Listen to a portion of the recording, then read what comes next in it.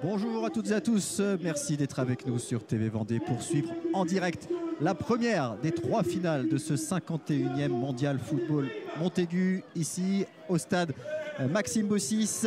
Et en ce dimanche 31 mars, eh bien, nous allons assister à la finale du Challenge Nation féminin avec sur le terrain l'équipe des Pays-Bas face à celle du Japon. À mes côtés pour commenter cette rencontre, Vincent Roturo, entraîneur. Bonjour Vincent. Bonjour Aurélien. Alors vous étiez jusqu'à peu de temps entraîneur du SO Cholet. Exactement. Mais vous avez également une longue expérience d'entraîneur et de formateur. Vous avez beaucoup travaillé avec les jeunes, que ce soit notamment au FC Nantes, à l'En-Avant Guingamp, mais aussi à l'étranger, notamment en Afrique. Et puis surtout, vous êtes vraiment un local de l'étape. Exactement. Et merci beaucoup à TV Vendée de m'avoir invité. C'est très gentil. Alors on va donc suivre cette finale Nation féminine. C'est la 5e édition d'un tournoi féminin ici à Montaigu. Première fois qu'il y avait autant d'équipes, 6 équipes réparties en 2 groupes de 3. Et donc le Japon qui s'est extirpé du groupe B, les Pays-Bas du groupe A où figurait la France. La France qui justement vient de terminer son match pour la 3e place face à la Suède, et les Françaises qui malheureusement se sont inclinées 2-1 alors qu'elles menaient 1-0 à la mi-temps. Exactement, un joli match, on a vu un joli match. On va écouter les hymnes nationaux.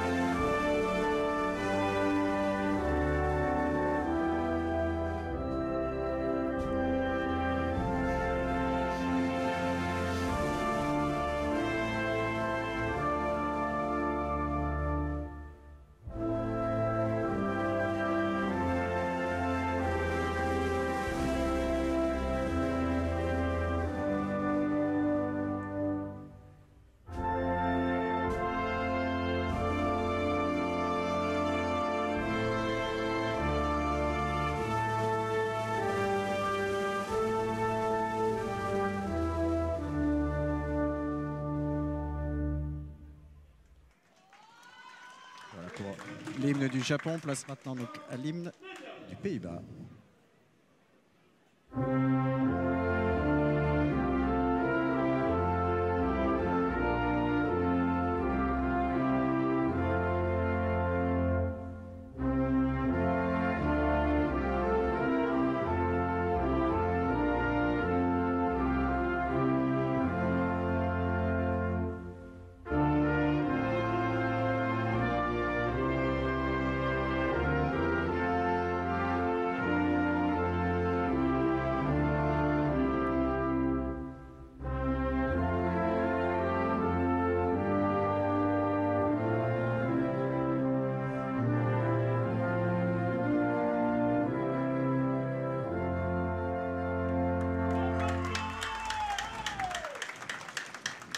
Pays-Bas-Japon, donc finale de cette 5e édition de tournoi féminin au mondial au Montaigu. Je le disais, les Pays-Bas qui ont terminé en tête du groupe A, où figuraient la France et le Mexique. Une victoire, un match nul pour les Pays-Bas, 2 partout face à la France et victoire 2-1 face au Mexique.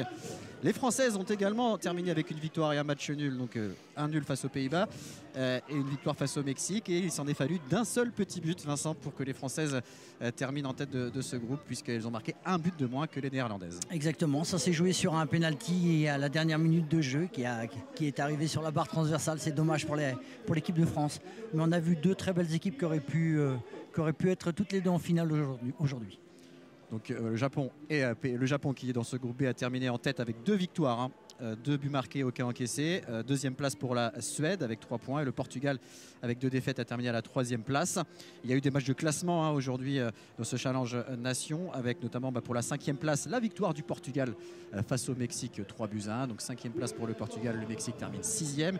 Et puis comme je le disais, juste avant cette finale, eh bien, le match pour la 3e place remporté par les Suédoises face aux Bleuettes sur le score de 2-1. Alors il y avait 2 poules de 3, et donc chaque équipe a également disputé un match supplémentaire, un match amical durant cette semaine du mondial Montaigu. Et la France a notamment affronté le Japon cette semaine en match amical, et les Japonaises qui se sont imposées 3-1 face aux Françaises.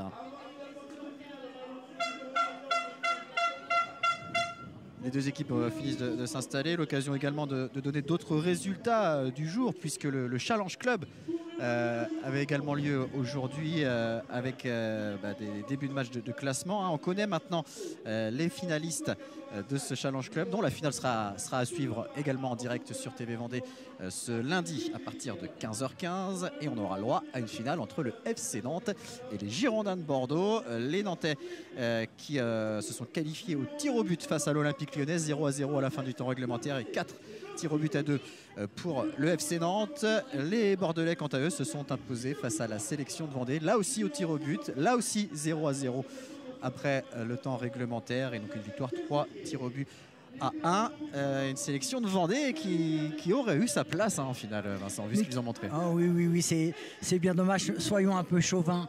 On a vu une très belle équipe de Vendée qui aurait mérité d'y être, mais vous savez, c'est comme dans toutes les compétitions, il faut un vainqueur.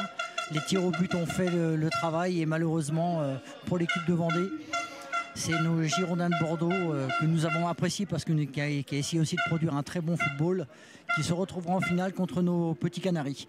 Donc à venir demain pour voir certainement une très belle opposition entre Nantes et Bordeaux. Et les Vendéens qui, eux, essaieront d'aller chercher une place sur le podium face à l'Olympique Lyonnais. Ce sera ici même à Montaigu à 10h30. Et puis, ce 51e mondial football Montaigu s'achèvera avec la finale du Challenge Nation masculin. Et on va retrouver l'équipe de France qui sera face au Mexique à partir de 17h45 ce lundi, avec peut-être une 10e victoire ici pour les Bleuets. Victoire qui les fuit depuis de nombreuses années. Mais maintenant, l'actualité, c'est cette finale du Challenge Nation féminin entre le Japon et les Pays-Bas. C'est la deuxième participation pour chacun de ces deux pays au Challenge féminin. Les Pays-Bas qui l'ont emporté ici en 2022, alors que le tournoi réunissait seulement 3 équipes. Les Néerlandaises avaient devancé la Norvège et la France. Et les Japonaises étaient là l'année dernière, en 2023. Elles avaient été terminées à la 4e et dernière place, derrière les États-Unis, la France et le Portugal. La rencontre va être dirigée par Laura Bouchot, assistée d'Estelle Brun et de Dounia Essapti.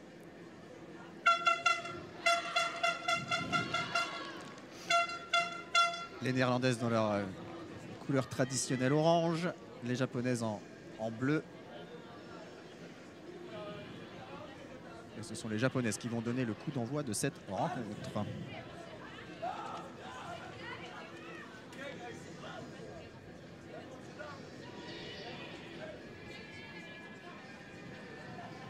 Alors, les conditions plutôt agréables ici à Montaigu. Il ne pleut plus, il y a du soleil, du vent tout de même. Vous le voyez avec les drapeaux autour du terrain. Et c'est parti donc pour cette finale du Challenge Nation féminin entre les Pays-Bas et le Japon. Les Japonaises qui jouent ce premier ballon. Avec Takahashi, Nakamura. Ballon récupéré par les Néerlandaises. Et on cherche à jouer en profondeur. Et le ballon qui est renvoyé par la défense japonaise. Takahashi qui va disputer ce ballon avec Fute. Et la première frappe, elle est de Yuna Takahashi, captée sans problème par la gardienne néerlandaise Megan Brugge.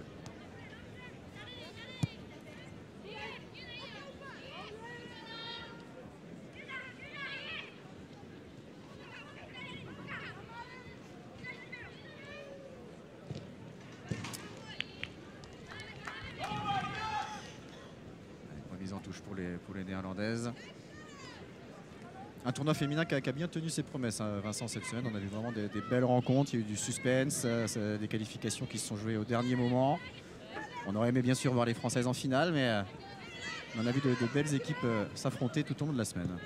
Ce qui est surtout très agréable, je trouve, c'est que toutes les nations cherchent à produire du jeu. Ça, c'est fortement agréable. On voit un football qui prend de la valeur, des jeunes filles qui aujourd'hui savent maîtriser très très bien le ballon. Et c'est ce qui fait aussi ce qui attire le public. C'est que les gens viennent voir du football. Et ce qui est agréable, c'est ce qui se passe actuellement sur le terrain. Ça joue, ça progresse. On cherche à faire des jeux très simples de contrôle et de passe et de progresser. Il y a une petite sortie hasardeuse de la gardienne japonaise Kao Kumazawa, mais la défense a pu s'en sortir. Et le ballon est de nouveau dans la moitié de terrain néerlandaise, avec une remise en touche pour les japonaises. Avec Sano qui joue avec Iwata. Ballon perdu par Iwata.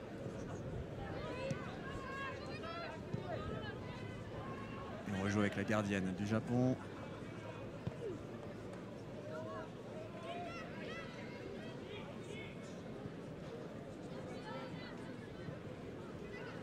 Iwata et le ballon est perdu. Récupération pour les néerlandaises, mais pas pour longtemps.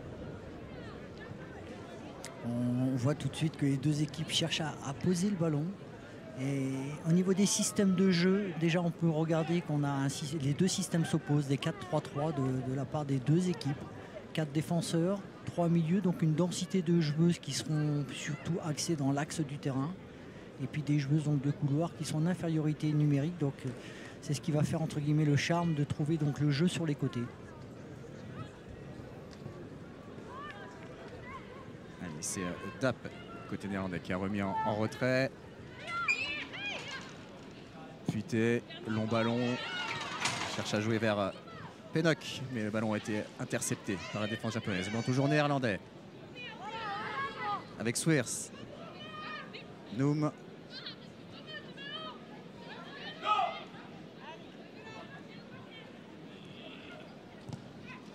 Les japonaises qui essaient de repartir proprement de leur défense.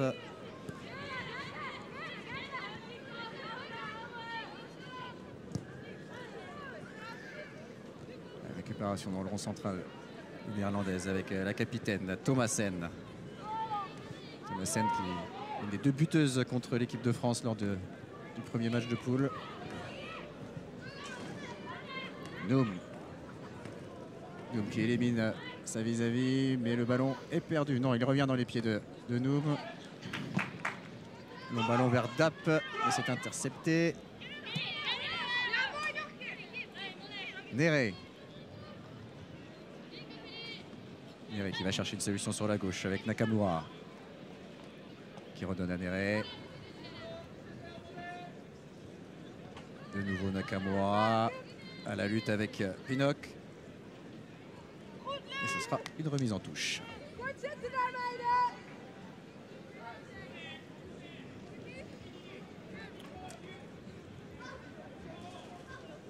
Il y a encore beaucoup de spectateurs ce dimanche à Montaigu. Il y en a eu énormément ce samedi. Je crois qu'on a battu un record pour un samedi ici à Montaigu avec près de 8000 personnes réunies au complexe Maxime Bossis.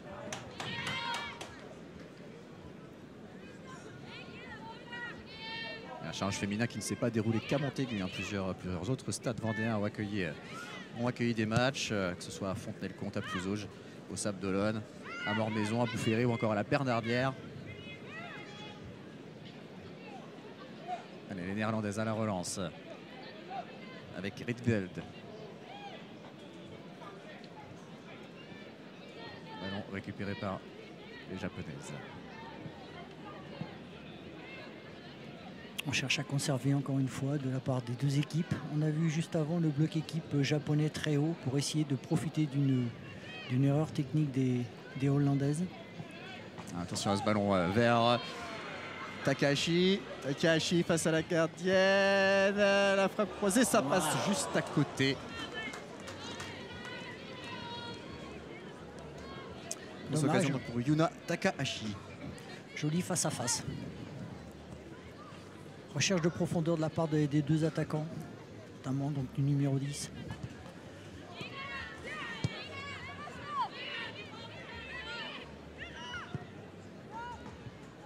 Allez, un long ballon qui va sortir en touche. Et alors, en touche de Kelly Nere.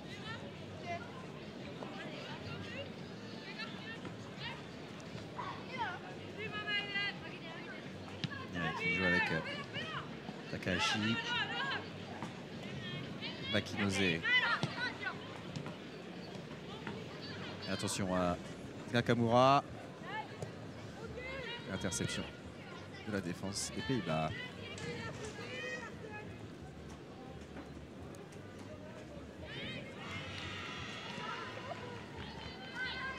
Kadji qui joue avec Nakamura. Nakamura qui a peut-être tenté sa chance. Oui, et la frappe est légèrement déviée. Et la gardienne néerlandaise Megan Brugge a pu s'emparer du ballon.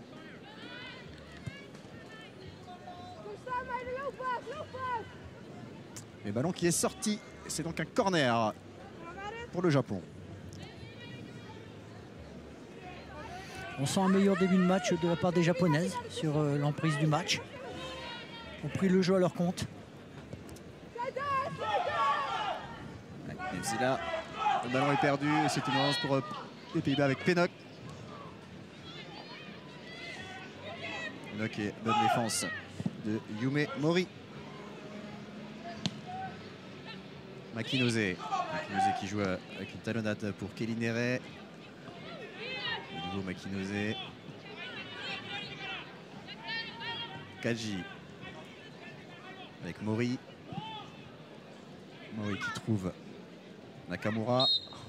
Faute sur Nakamura.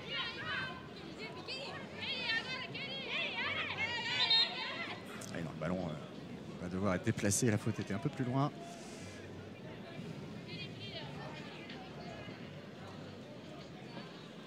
Makinose. Nakamura qui va jouer sur la gauche avec Nere. Le centre de Nere, non, elle élimine la défenseuse. Nere qui tente sa chance. Attention à ce ballon. Et la reprise. Ce n'est pas cadré. La reprise de Yuna Kadji. Ça percute, hein, ça joue vers l'avant chez les Japonaises. Le bloc équipe reste très très haut. Essaye donc de ne pas reculer. Dans le but de priver les Hollandaises donc du ballon. Pinnock. On change de côté. Avec Touzani. Les ballons perdus.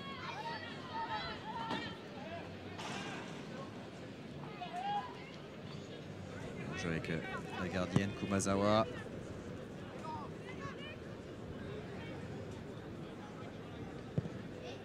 Là aussi, on bascule côté gauche, mais c'est intercepté. Pas pour longtemps. Les Japonaises qui peuvent repartir vers l'avant avec Nakamura. Ballon un peu trop profond.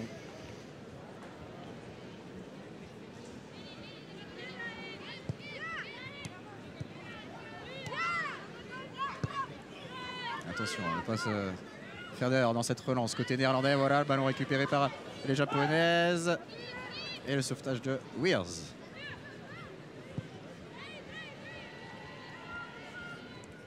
Wegerif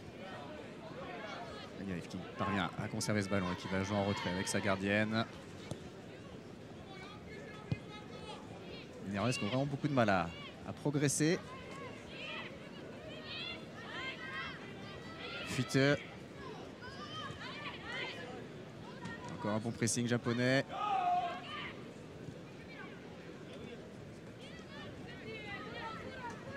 Swears. Côté gauche avec Touzani.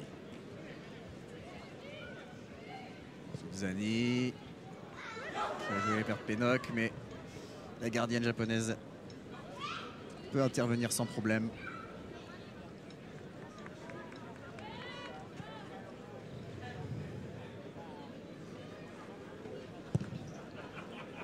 Allez, le long dégagement.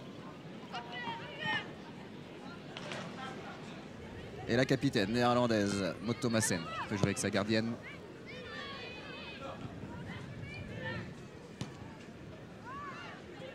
Dap.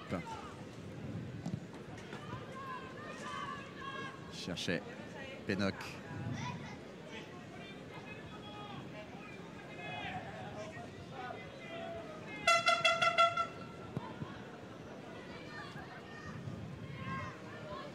Allez, Swears.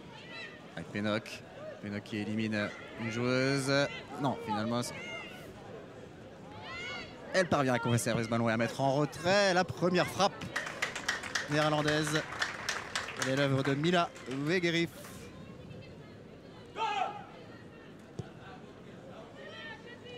Les Japonaises à la relance.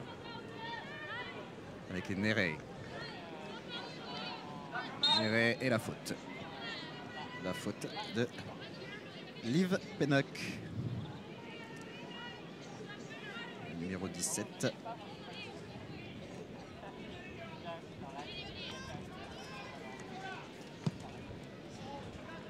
Liv Pennock qui évolue au FC Twente, le club le plus représenté dans cette sélection néerlandaise. 4 joueuses viennent du FC Twente. 3 autres du Feyenoord de Rotterdam.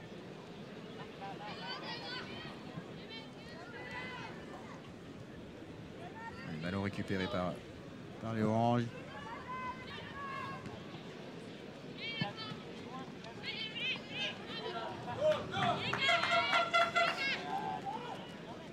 Et la remise en touche pour les Pays-Bas. Marit Noum qui trouve et a fuité. Noum, Thomasen, Rietveld.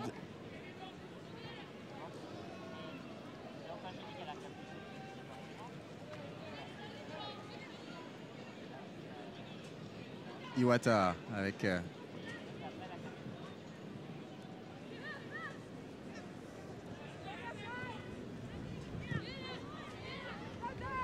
sa bataille au milieu de terrain là.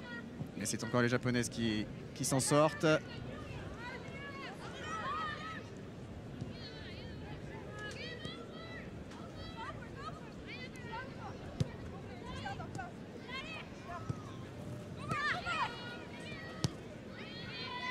Fuite.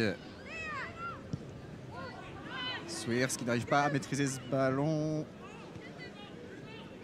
Et le ballon est toujours dans les pieds des Oranges. Touzani à la lutte. Et la faute de Touzani sur Wara Shimizu. Et un coup franc pour le Japon.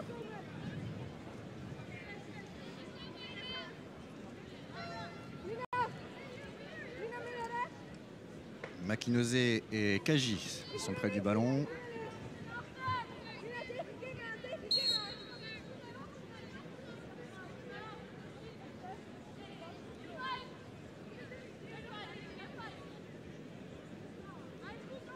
Coup franc frappé face au vent, de côté. Le coup franc, c'est bien frappé. L'intervention en 2 temps de Megan Brugge. Mais intervention pas suffisante puisque le ballon est tout de même sorti. Ce sera un nouveau corner pour les Japonaises.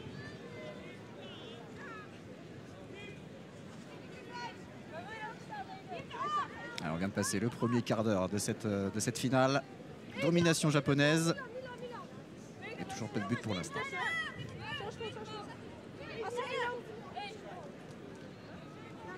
Allez, corner frappé par Yuna Kaji.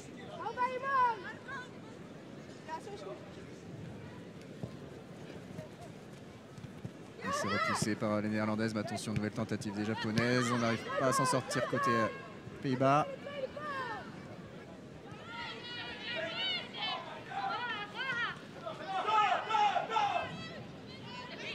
Shimizu. Sano. Sato.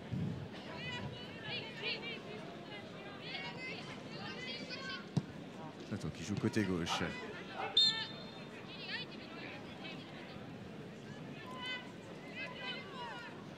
Les Néerlandaises font un peu le dos rond, elles n'ont pas trop le choix.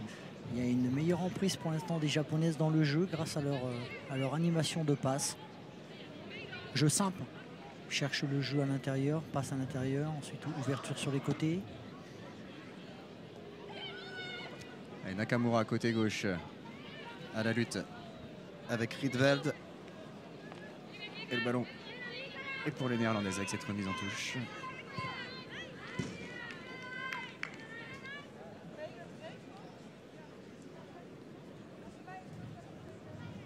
Les Japonaises qui ne reculent pas, restent très très haut. On voit ici, on a 5-6 joueuses japonaises très haut pour essayer de récupérer le ballon. C'est ce qu'elles font dès que les Néerlandaises essayent de ressortir le ballon.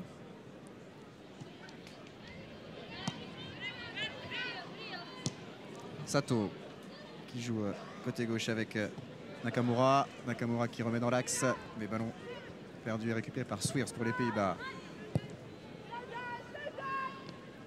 Dap qui n'a pas réussi à maîtriser ce ballon. Mori. C'est renvoyé par la défense néerlandaise.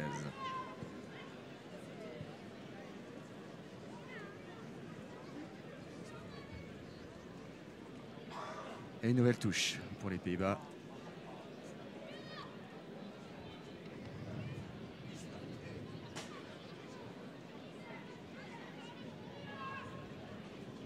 Alors on précise, on est sur un match de 2 fois 40 minutes pour ce tournoi et pour cette finale.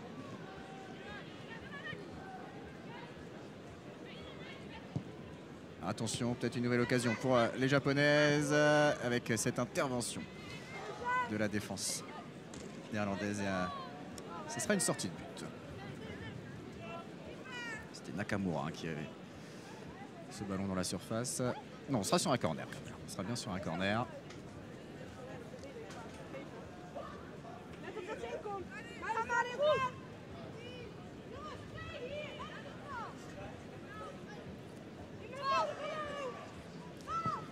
Le corner est frappé.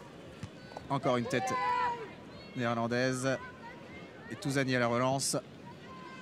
Avec Pennock.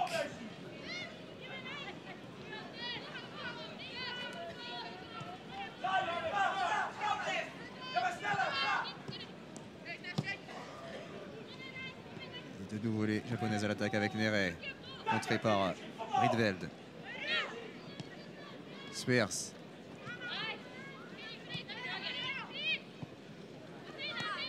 Nakamura. Sato.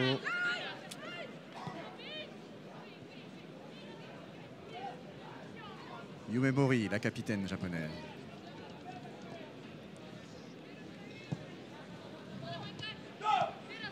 Nere, Nakamura. Et Nakamura qui va s'être trouvé en profondeur. Rinka Iwata.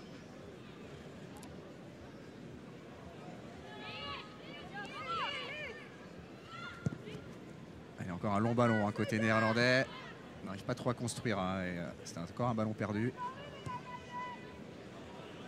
Et les Japonaises de nouveau aux abords de la surface de réparation avec cette frappe. Et Brugge qui n'arrive pas à maîtriser le ballon. La défense des Pays-Bas s'en sort comme elle peut. Après cette nouvelle frappe de Rinka Iwata qui a marqué elle contre le Portugal lors du tournoi. Nakamura contré.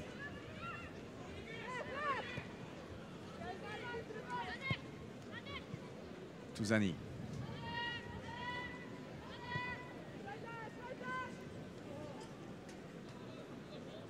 Et encore un ballon perdu.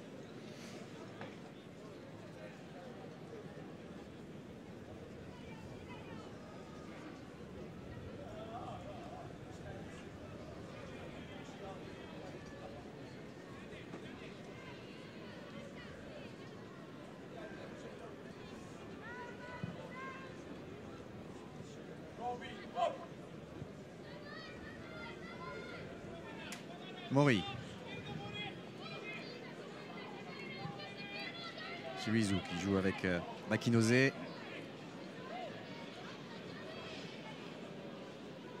Iwata qui a perdu ce ballon. Attention, ce ballon en retrait qui a été intercepté par Takahashi. Le ballon revient dans les pieds de Brugge, mais la mauvaise relance de Brugge qui va peut-être profiter aux Japonaises avec Kaji.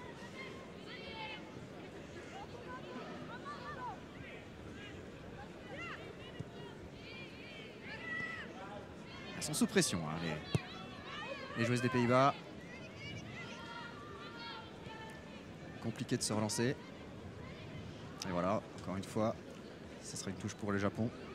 Ça manque un peu de justesse, mais cependant je trouve que c'est quand même admirable ce qu'elles font les Néerlandaises, parce que sous pression elles essayent quand même de repartir, elles n'ont pas peur, elles utilisent leur gardienne de but pour repartir de derrière, malgré le bloc équipe du Japon qui est très très haut. Donc c'est quand même c'est agréable à voir ces deux équipes qui cherchent quand même à produire du jeu, et notamment les Néerlandaises, malgré la difficulté dans laquelle elles sont actuellement.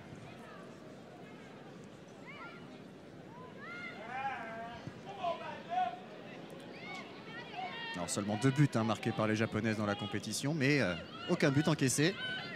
Alors bien sûr, il y a eu le match amical face à la France, la victoire du Japon 3-1. Mais dans la compétition, les Japonaises ont pour l'instant conservé leur but inviolé. Attention là, la surface de réparation, le centre mal ajusté. C'est le plus difficile, hein. Dernière passe, dernier centre, dernier tir.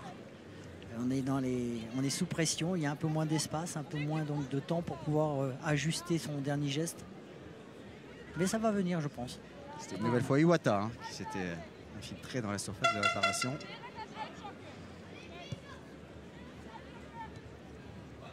L'équipe du Japon dirigée par Sadayoshi Shirai. Alors que du côté des Pays-Bas, la sélectionneuse Félicienne Artevel-Minard.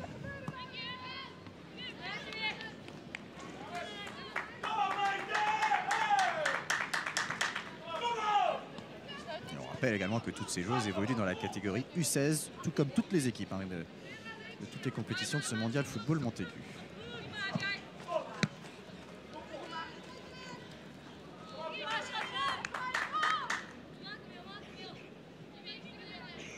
Allez, les Néerlandaises dans la moitié de terrain japonaise, ça a été assez rare depuis le début du match.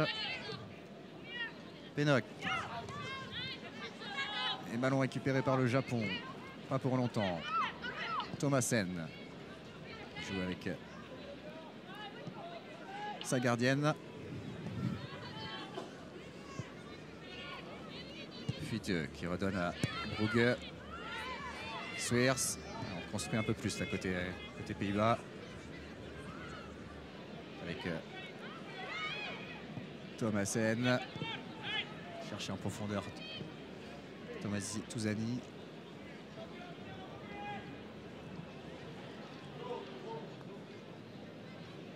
Et on fait tourner côté japonais. Pressing néerlandais là, sur cette action. Nakamura.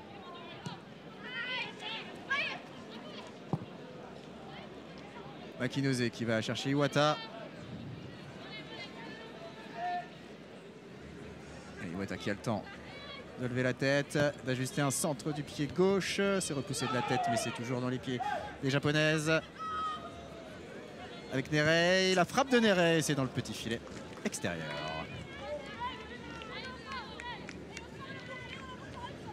Il manque pas grand-chose aux Japonaises. Quand on voit cette situation de jeu, ça repart de derrière avec leur gardienne, ça arrive dans l'intérieur du jeu, ça ouvre sur le côté. Il manque le dernier tir, le dernier bon centre pour pouvoir essayer de mener contre ces Néerlandaises. Sweers qui a réussi joliment à se débarrasser de son adversaire, mais la japonaise Kaji a réussi à récupérer ce ballon finalement.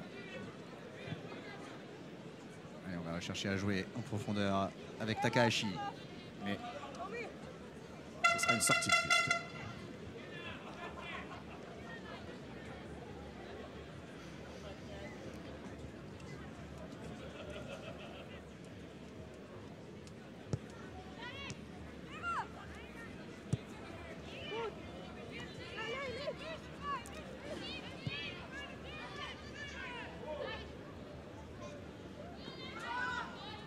Et la touche sera pour les Japonaises.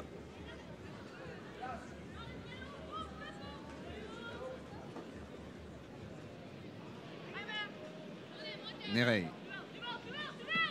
Makinose, intercédé par Pennock.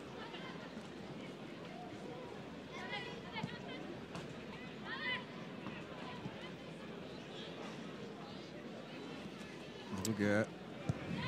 La gardienne de but a un rôle très important au niveau des Pays-Bas. C'est elle par qui tout le jeu redémarre. Essaye de trouver le décalage grâce à elle, qui permet aux Pays-Bas d'avoir cette possibilité de ressortir un petit peu le ballon. Elle a mis toujours ce pressing japonais. Exactement. Qui fonctionne plutôt bien, même si là ce sont les Néerlandaises qui ont le ballon.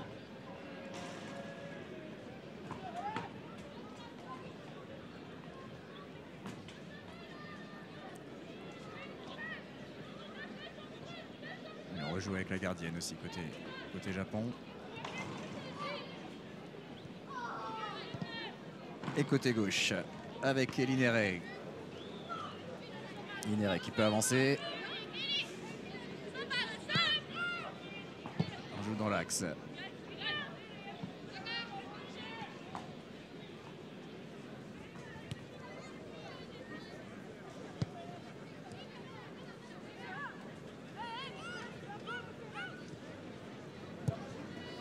Elle cherche les joueuses à l'intérieur, la néerlandaise. Voilà, comme là, pour essayer de trouver ensuite cette zone de décalage. Elles prennent le temps. Grâce à leurs deux joueuses défenseurs, la joueuse qui est au milieu du terrain a un rôle aussi important. À partir de là, ils essayent d'éliminer les deux premières japonaises, qui leur permet ensuite de pouvoir souffler et d'avancer dans le terrain.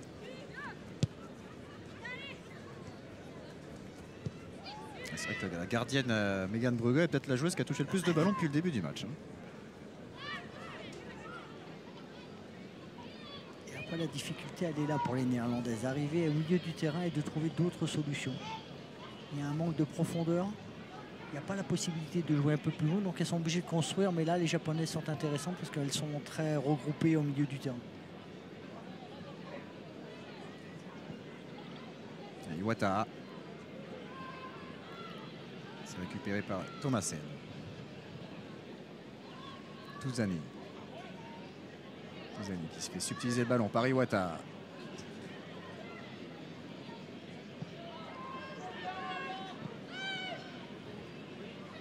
Kumazawa. Sato. Allez, le long ballon de Sato à destination de Kelinere. Kelinere qui arrive à passer.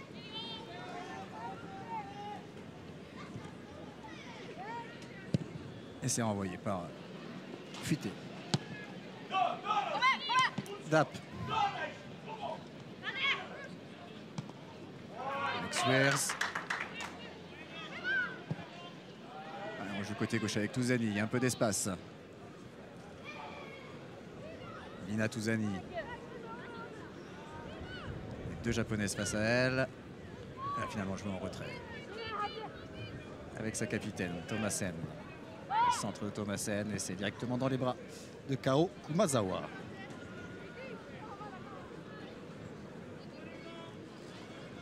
Allez, encore 10 minutes à jouer dans le temps réglementaire de cette première période. Toujours 0-0 entre les Pays-Bas et le Japon dans cette finale du Challenge Nation féminin du Mondial Montaigu. On rappelle que c'est la Suède qui termine 3e de ce tournoi après avoir battu la France 2-1 tout à l'heure.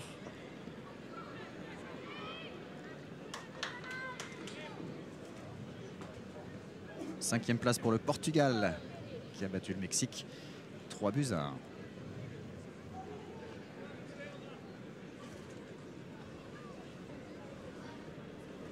Il y a déjà quelques remplaçantes qui sont parties s'échauffer du côté japonais.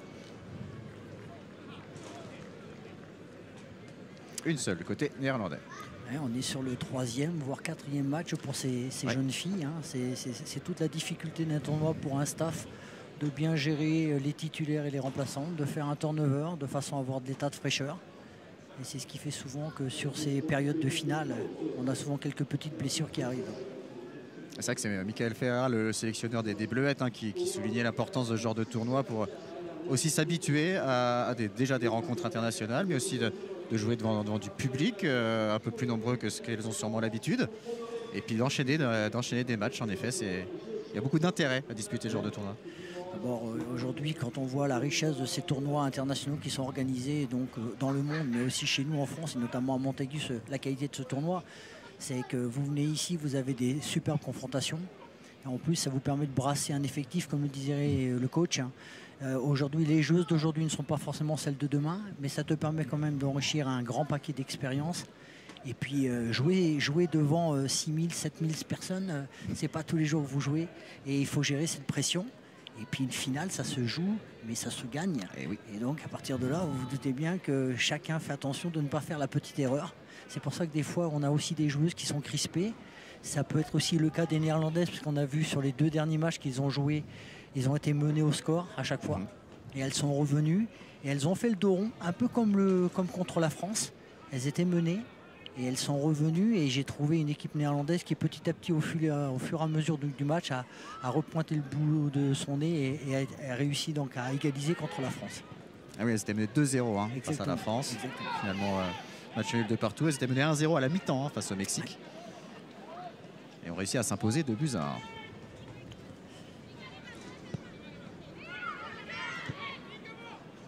Et de nouveau, la gardienne Megan Brugge à la relance. Thomassen. Avec Rietveld. Rietveld cherche Toudzani. Ballon récupéré par le Japon.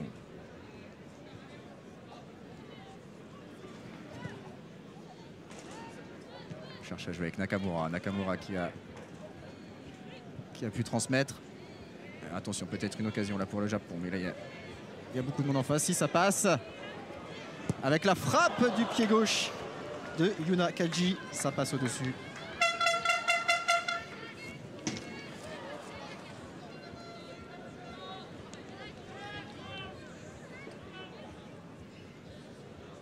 Ça fait la deuxième fois pour cette joueuse-là qui vient de s'arrêter. Après un bon travail de Takahashi. Exactement.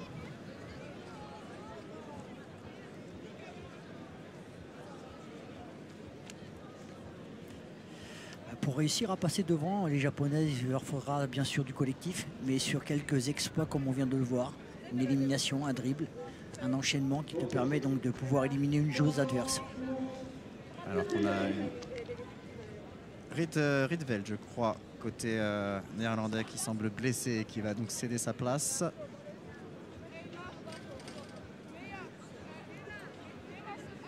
Kim Rietveld, joueuse du Feyenoord,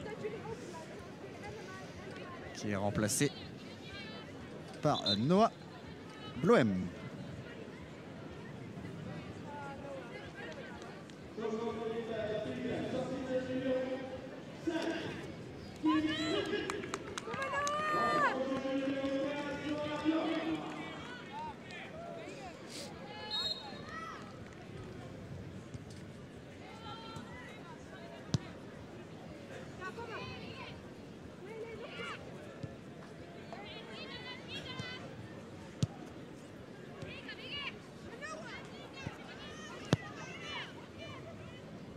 Et voilà, justement, la nouvelle joueuse qui vient d'entrer, Noah Bloem.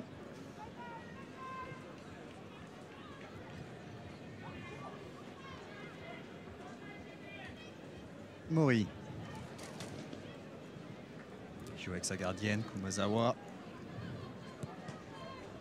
Sato. Le Pays-Bas qui a monté d'un cran, qui essaye d'être cherché un petit peu plus haut. On sent les Japonaises pour essayer de leur laisser un peu moins la maîtrise du ballon. Ils essayent pour les forcer à jouer un peu plus long.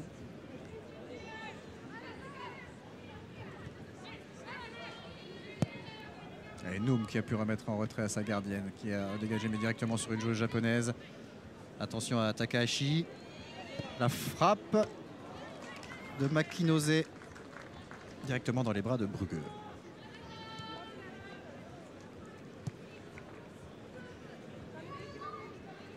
Fuite.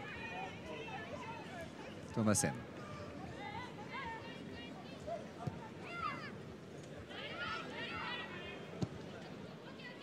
Fuite.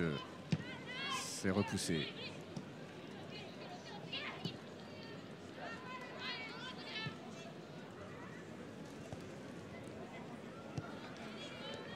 Thomassen.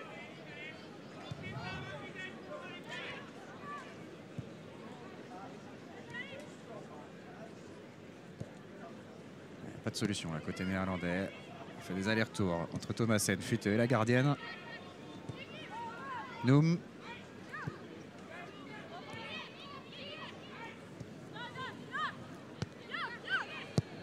Et la relance hésitante là, de Brugge et ça sera une remise en touche. Et un nouveau changement pour les Pays-Bas. Avec la sortie de Marit Noum, remplacée par Naomi van der Linden.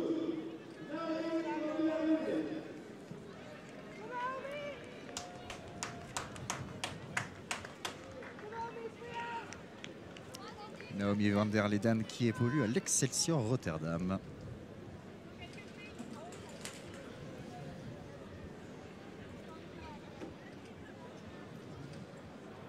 Et moins de 3 minutes à jouer dans le temps réglementaire de cette première période. Et les Japonaises de nouveau à l'attaque, de nouveau dans la surface de réparation néerlandaise. La tentative d'Iwata, repoussée par Brugge, ce sera un corner pour les Nippon.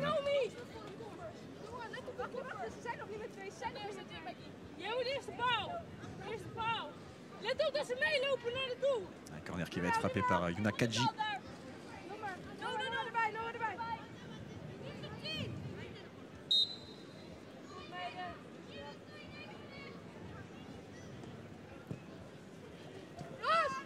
Et c'est bien capté par la gardienne, Megan Brugge.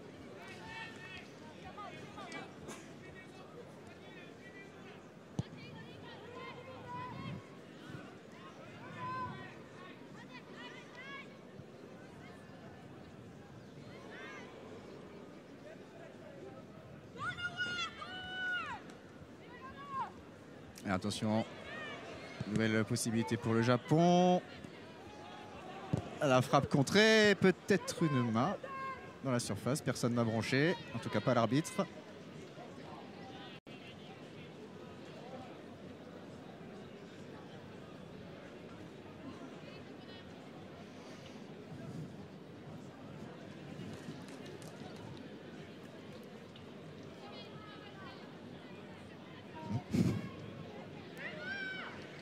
Et Swears pour une des dernières actions de cette première mi-temps. Van der Linden qui vient donc d'entrer en jeu. Pennock. Pennock qui a joué en relais avec Van der Vliet. Et finalement, ce sera une touche pour le Japon.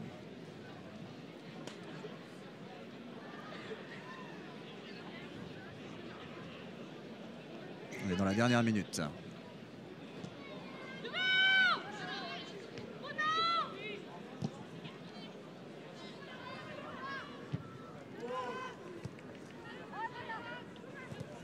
Attention à cette interception de Touzani qui a essayé d'y aller toute seule.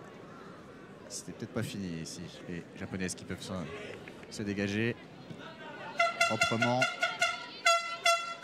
Sato. Nere. Kaji. Mori.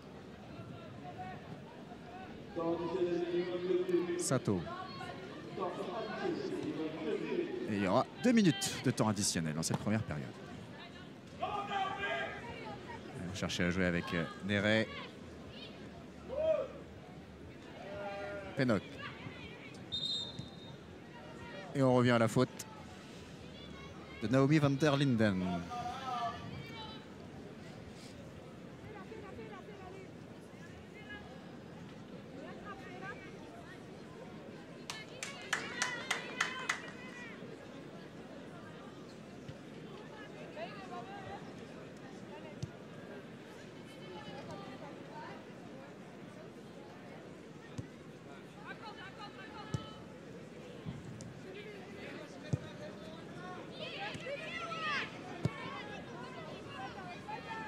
Allez, les Pays-Bas à la relance. Mais nouvelle interception japonaise avec Takahashi. A réussi à trouver Yuna Kaji. Van der Linden. Qui va perdre ce ballon. On joue vite côté japonais avec Nakamura.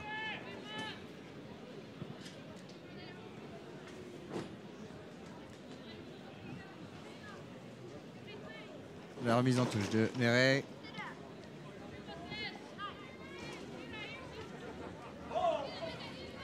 Allez, une dernière action néerlandaise avec Dap. Touzani.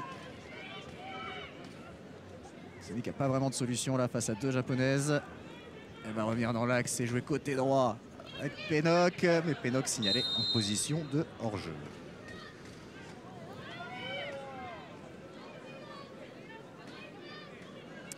Et très vraisemblablement, Laura Bouchot va siffler la fin de cette première période sur ce coup franc.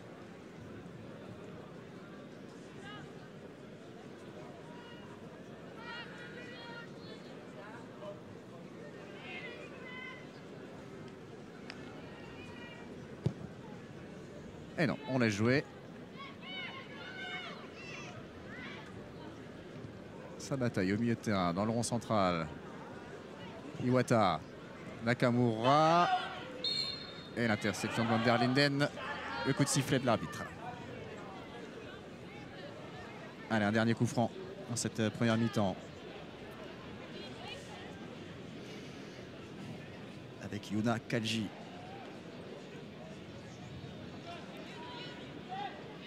Kelly Nere est allé se positionner avec ses coéquipiers à l'entrée de la surface. Allez, le coup franc de Kalji. C'est repoussé par la défense.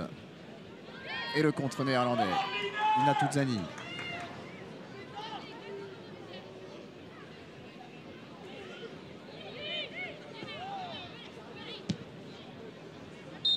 Et voilà. La mi-temps dans cette finale du Challenge Nation féminin. 0-0. Une domination japonaise, des occasions japonaises, mais toujours pas de but dans cette rencontre.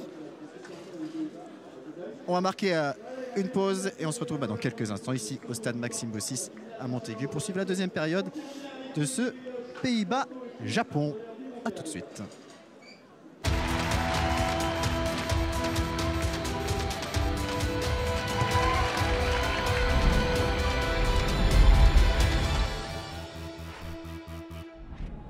En direct du complexe sportif Maxime Bossis à Montaigu, à la mi-temps de cette finale du Challenge Nation féminin du Mondial Football Montaigu. Finale entre les Pays-Bas et le Japon et pas de but pour l'instant dans les 40 premières minutes. Une domination japonaise, des occasions japonaises, mais les Néerlandaises ont réussi à faire le dos rond, Vincent Roturo. Et donc pour l'instant, tout reste ouvert pour cette finale. Exactement, exactement. On a deux styles. On a une équipe qui souffre, les Néerlandaises, mais qui ne rompt pas. En plus avec une gardienne qui a son importance dans les buts, hein, en termes de prise de balle sur les coups de pied arrêtés. C'est ce qui a permis aussi donc, aux Néerlandaises de souffler sur les quelques situations sur coups de pied arrêtés. Puis après, dans l'animation de relance, les Pays-Bas essayent de faire des choses.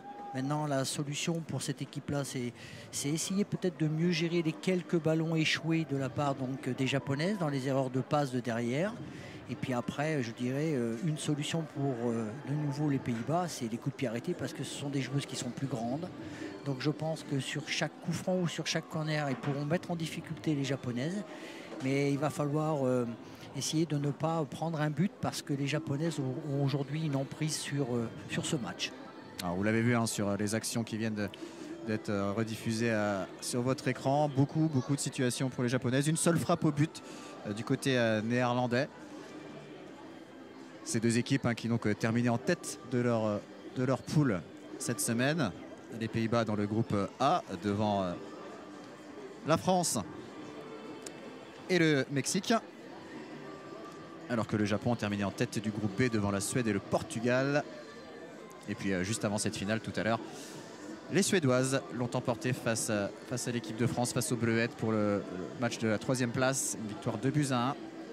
Une grande partie de l'équipe de France qui d'ailleurs vient de s'installer juste à côté de nous, à côté de notre poste de commentaire. Donc pour suivre la deuxième mi-temps de cette finale. Les Néerlandaises qui ont déjà procédé à 2 changements hein, en première période. Il n'y en a pas eu côté japonais, il y aura peut-être à la reprise de ce match. Le mondial de Montaigu donc, qui a rassemblé 6 équipes féminines hein, cette année. C'est la première fois qu'il y en a autant. Et des équipes qui figurent parmi le top 10 hein, du classement mondial. Alors le classement FIFA qui concerne bien sûr les seniors. Hein, mais le Japon par exemple occupe la 7e place. Le Pays-Bas la 8e place. 2 équipes qui ont été en quart de finale de la dernière Coupe du Monde. Les Suédoises, elles, occupent la 6e place au classement FIFA. Les Françaises, la 3e place. Et c'est l'occasion, ce tournoi, de voir l'évolution, Vincent, du football féminin qui progresse très vite. Et on le voit d'année en année avec le niveau affiché sur le terrain. Ouais, je suis admiratif par l'évolution de ces jeunes filles. Elles n'ont que 16 ans, il ne faut pas oublier. Hein. Elles n'ont que 16 ans et on voit quand même donc, beaucoup d'atouts que nous essayons déjà de mettre en application chez les garçons. C'est ressortir le ballon de derrière, donc ne pas avoir peur, parce que ça reste quand même une finale. Donc la finale, on veut la gagner, donc on n'ose pas prendre de risques. Mais on vous demande en tant que staff, on sent bien de la part des 2 coachs, de repartir de derrière et de construire. Donc il ne faut pas avoir peur. c'est quelque chose qui s'apprend sur ces grands tournois internationaux. Et puis après, ce qu'on voit, c'est la maîtrise technique, contrôle, passe, recherche du jeu à l'intérieur. Moi, j'applaudis bien sûr les Japonaises par rapport à leur qualité de jeu. Et puis j'applaudis aussi ces Néerlandaises parce que sous pression, elles ne rompent pas. Elles essayent cependant de construire quelque chose. Franchement, je trouve une très belle finale. Je ne m'attendais pas à ça. J'avais vu pas mal de matchs cette semaine, donc des confrontations. Et ce que je disais tout à l'heure aussi, c'était l'état physique. Il ne faut pas oublier que ces joueuses-là, elles ont 2 voire 3 matchs parce que les staffs ont fait tourner leur effectif. Et ce sont des joueuses qui, en une semaine, ont enclenché donc 3 matchs donc de 80 minutes. C'est quelque chose qui n'est pas facile à digérer. Et on vous demande d'aller gagner un match. Donc d'aller gagner un match, c'est aussi un peu tout le problème des Japonaises qui se retrouvaient dans la surface de réparation. Et puis le dernier geste aujourd'hui ne marche pas parce que vous avez un petit état de fatigue de l'accumulation de la semaine. Et c'est là-dessus que je pense que le coach va travailler, c'est-à-dire d'être peut-être de se précipiter un petit peu moins, de façon à ce que dans la surface de réparation, être plus tranchant. C'est peut-être le petit truc qui manque aujourd'hui donc aux Japonaises. Et puis sachant qu'on l'a vu dans cette première mi-temps, hein, les Japonaises ont opéré quand même un pressing assez haut, assez intense, et ça aussi, ça a un impact physique sur la longueur. Exactement, exactement. Et quand vous pressez haut, le problème c'est que si vous loupez une fois, vous pouvez laisser un espace très important dans votre dos. C'est une des occasions qu'a pu avoir donc les Néerlandaises. C'est-à-dire sur une situation où au milieu de terrain, elles ont mal géré donc le pressing.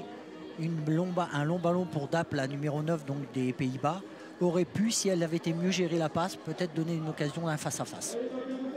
Alors les Japonaises qui sont déjà revenues depuis un petit moment sur le terrain, ce n'est pas le cas encore des Néerlandaises. Et vous voyez, il y a beaucoup de joueuses, 20 joueuses sur la feuille de match à chaque rencontre.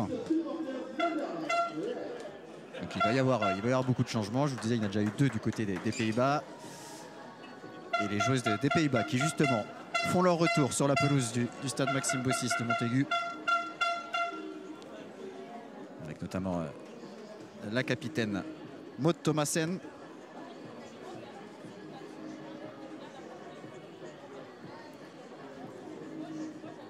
Et ce qui est bien fait aussi sur ce tournoi, je trouve, et c'est à signaler parce que ce n'est pas le cas de tous les tournois, c'est ce match amical qui est organisé en plus pour les nations, qui te permet de faire jouer donc des joueuses qui sont peut-être un peu moins titulaires que d'autres.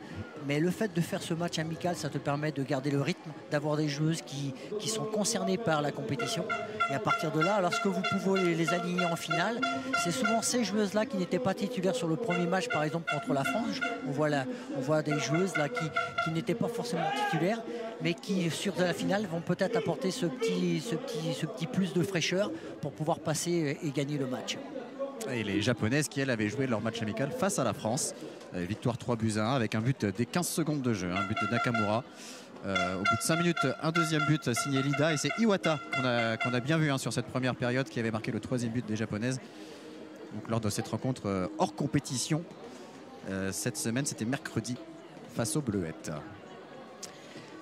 Là aussi, on voit quelque chose aussi intéressant pour tout le monde. C'est cette préparation juste entre les mi-temps. On voit que toutes les équipes se préparent.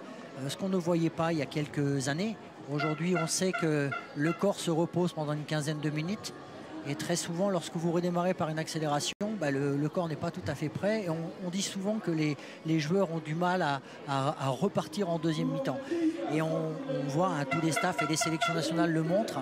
Il faut faire quelques petits exercices d'accélération et d'appui, de coordination, de façon à ce que les joueuses sur le premier ballon, c'est peut-être ce premier ballon-là qui est dans le rond central aujourd'hui par Dapp, qui va peut-être apporter la solution pour les Néerlandaises, on ne sait jamais. Et alors 2 changements visiblement côté japonais. J'ai pas eu le temps de voir les... Il me semble que la numéro 15, Nico Shikida, a fait son entrée.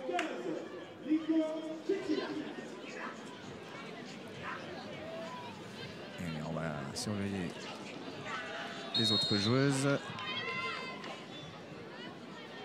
Je crois qu'il y a également la numéro 14, Shizuru Iida, donc qui fait son entrée côté japonais.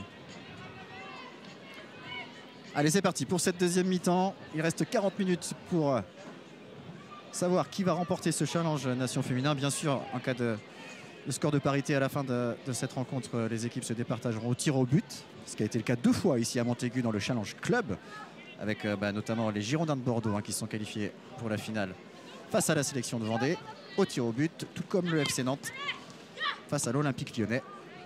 Donc cette finale Bordeaux-Nantes assure également en direct ce lundi sur TV Vendée, tout comme la finale nation masculin entre la France et le Mexique.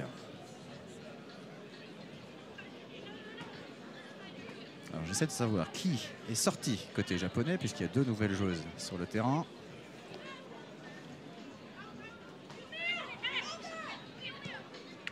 Il me semble que Nakamura est toujours là.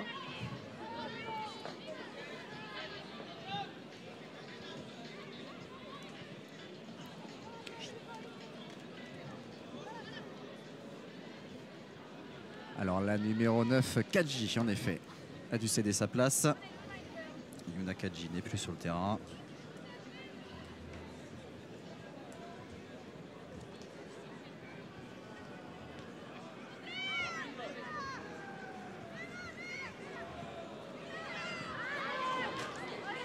Allez, les japonaises qui peuvent profiter d'une contre-attaque avec Shikida. Shikida qui va jouer avec Takahashi. Takahashi qui a tenté de rejouer avec Shikida. Elle s'est précipitée un petit peu. Je pense qu'elle pouvait fixer encore plus aux alentours des 16-18 mètres avant de pouvoir décaler sa collègue de travail. Dommage.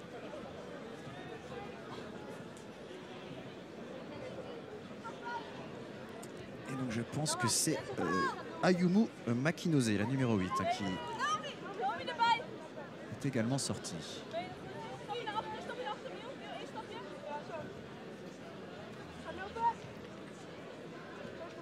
Allez, corner pour le Japon. Corner rentrant, c'est repoussé par Mila Vegerif, mais c'est un nouveau corner. Frappé par Shizuru Ida. On voit la différence de taille entre les deux pays. Oui. Et tout de suite, on essaye de proposer des courses pour sortir les grandes des Pays-Bas de la surface de réparation. Ouais, attention, le ballon est toujours japonais dans la surface de réparation. Passe en retrait, Nerei. Iwata. Allez, on joue côté droit avec Mori. Mori qui élimine sa vis-à-vis. Ida, la frappe. Et ça sera hors cadre.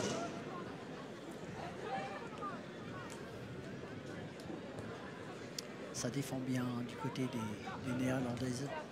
Ça ne recule pas, ça essaye d'avancer dès que le ballon est mis vers l'arrière pour les Japonaises, de façon à ne pas être trop proche de leur gardienne. Et Thomasen. Fuité.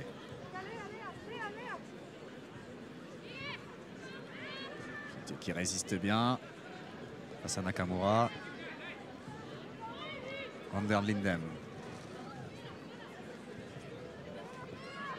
De nouveau fuité. C'est bien joué. Swears, c'est propre, cette relance néerlandaise. Mais c'est contré cette fois par le Japon avec Ida. Shikida. Shikida qui va y aller toute seule. La frappe. Et l'arrêt de Megan Brugge.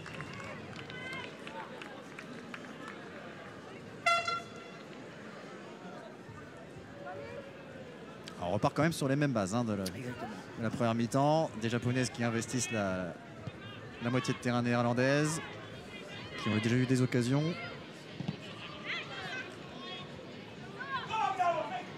Blum. Touzani.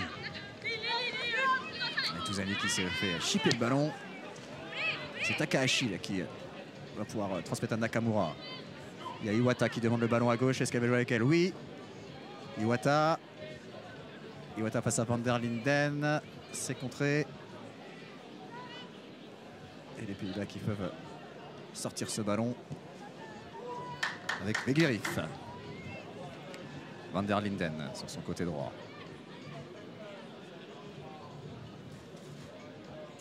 Fuite.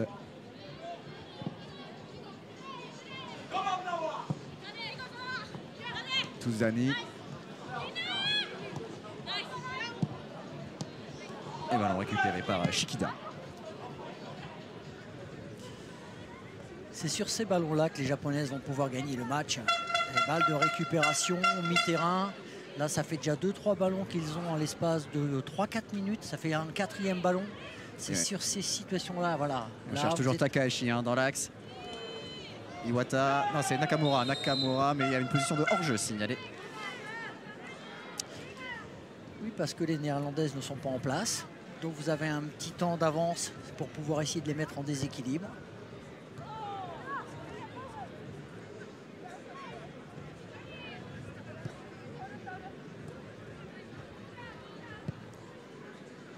Thomasen. Fuiteux. On joue toujours latéralement là, en défense côté néerlandais. C'est tactique, très tactique. Personne ne se livre. On a les Japonaises positionnées en 4-4-2 avec leurs 2 attaquants numéro 10, numéro 11 en attente. Les Néerlandaises qui essayent de trouver l'angle de passe. Attention à la moindre erreur, comme par exemple ici avec Shikida, les Japonaises peuvent en profiter. Shikida qui tente la passe en retrait pour Takahashi et c'est un bon retour de Swears ou de Thomasen d'ailleurs.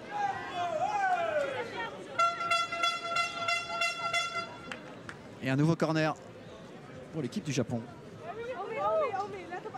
Et on l'a vu, hein, il a suffi d'une passe un peu mal ajustée.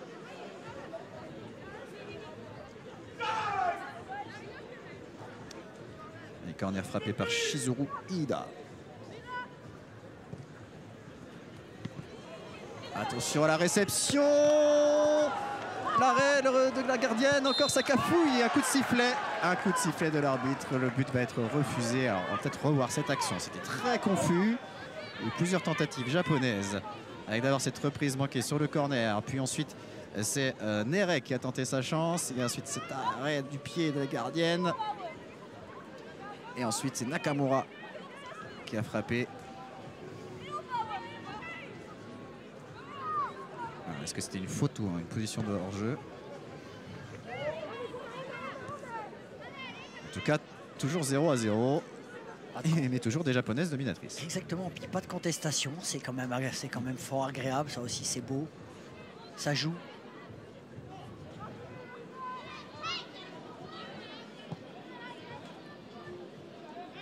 Et Sato avec Nakamura, Takahashi qui conserve ce ballon, qui met en retrait pour Iida. Mais le ballon s'est envolé dans les airs et passé largement au-dessus du cadre.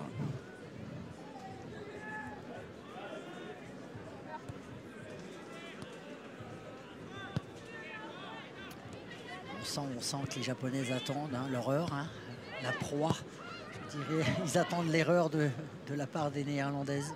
Et on sent que les Néerlandaises sont à 2 doigts de craquer aussi. De craquer, exactement, mais elles essayent, elles avancent. Touzani.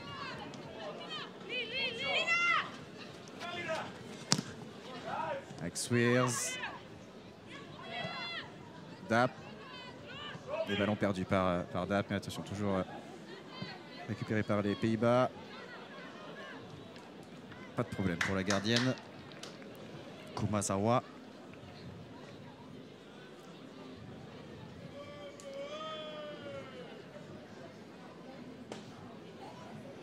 Sur cette reprise de deuxième mi-temps, c'est vrai qu'on a du mal à voir les Néerlandaises exister sur ce match-là pour l'instant. Pas faire de faute. Et les Japonais sont déjà de retour dans le camp néerlandais. Elles mettent de la densité, les Néerlandaises, là-bas sur le côté du ballon pour essayer d'étouffer un petit peu la possession du jeu japonaise. Voilà, encore un ballon récupéré par Iwata. Il y a Takahashi devant elle. Allez, bonne intervention de Van der Linden. Très bon tacle. Mais rapidement, ce ballon est de nouveau dans les pieds japonais avec Iida. Pas de faute. Et c'est Swears qui est à la relance avec Dap. Dap qu'on a très peu vu en première mi-temps et qui se fait là aussi chipper le ballon par Sato.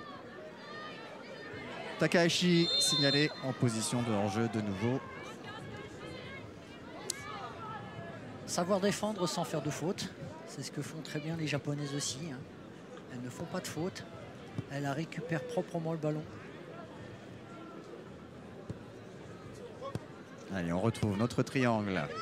Fitte, Brugge, Thomassen. Et la relance, cette fois, elle est dans les pieds de Iida. Takahashi, Nakamura.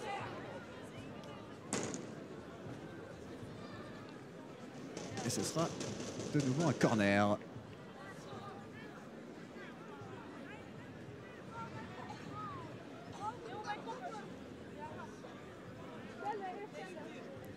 Avec toujours Iida pour le frapper.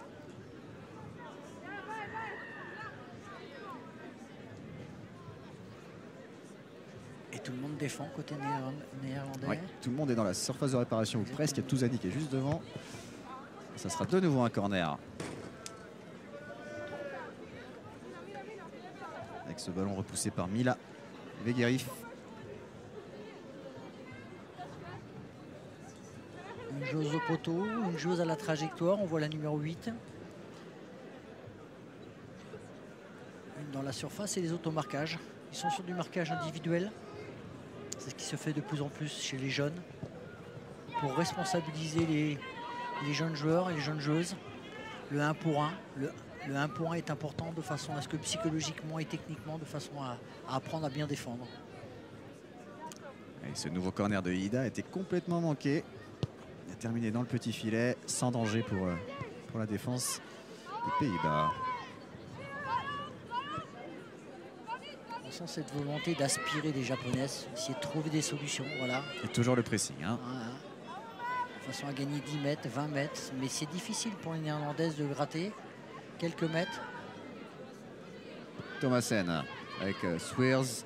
Et ballon encore subtilisé par Iida qui fait une très belle entrée. Takahashi qui redonne à Iida. Et c'est la capitaine néerlandaise Thomassen qui intervient.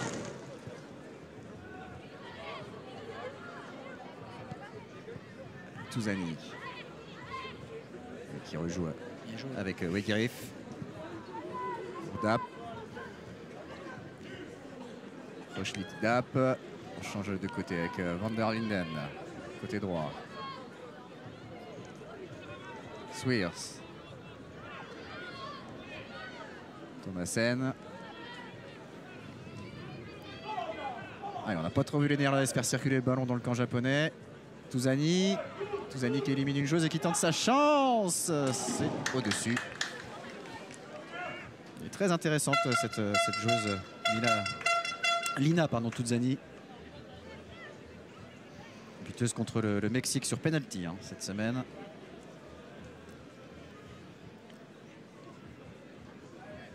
Ces joueuses-là ont un rôle important pour essayer d'apporter cette percussion, cette volonté d'aller de l'avant. Et c'est ce qu'on voit aussi chez les Japonaises. Dès que les ballons sont touchés par les joueuses excentrées, elles ont un rôle important. Soit elles restent sur leur côté, soit elles rentrent à l'intérieur pour apporter une densité à l'intérieur du terrain. Mais quoi qu'il arrive, il faut percuter, sinon vous n'allez pas vous créer d'occasion.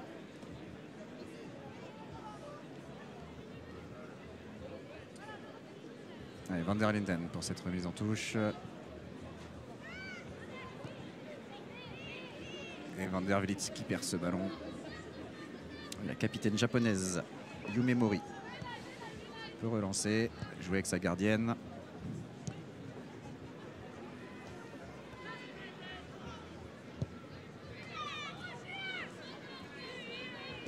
Et un long ballon vers Takahashi. Ça ne passe pas parce que Thomassen s'est interposé, mais le ballon est toujours japonais. Shikida. Contré par Wegerif et encore un corner. Shikida, la numéro 15, apporte beaucoup de fraîcheur et d'apport offensif à cette équipe japonaise. Bah, les deux en 30. Hein. Exactement. 14 et 15, Iida et Shikida font beaucoup de bien. Et on retrouve Iida justement sur ce corner.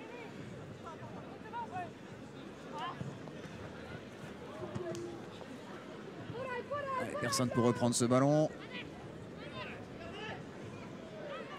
Une relance néerlandaise, mais Les Japonaises sont toujours là.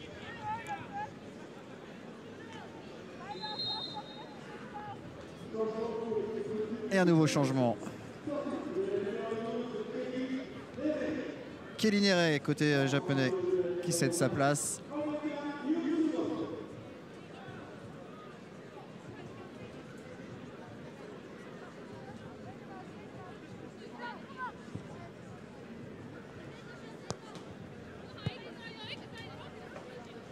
À la numéro 20, Onoka Yotsumoto.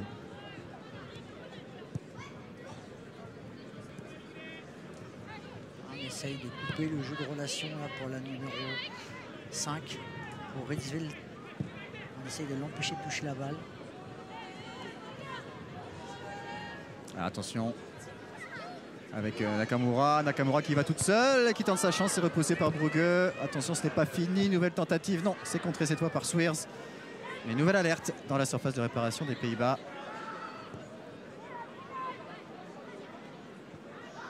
Et ça va revenir assez vite avec Mone Sato. Et Sato qui tente sa chance toute seule également, mais elle est devancée cette fois par Fuite, qui va concéder le corner.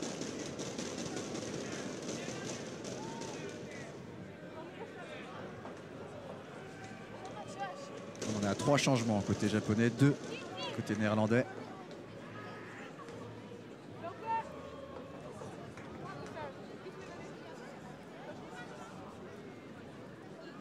Les corners s'accumulent. Je pense qu'on est au 4e corner depuis en deuxième mi-temps déjà.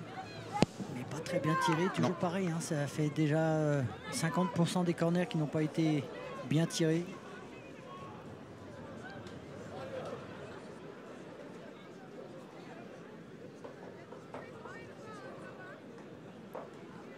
Une stat que j'aime bien dire aux joueurs, entre 30 et 40% des buts aujourd'hui sont marqués sur coup de pied arrêté. Donc l'importance des corners, des coups francs. Et Ida. Ballon récupéré par les Pays-Bas. Van der Linden qui joue en retrait avec sa gardienne. Brugge. Thomassen. Et cette fois Brugge qui dégage, mais directement sur une joueuse japonaise. On repart côté néerlandais en attaque avec la numéro 7.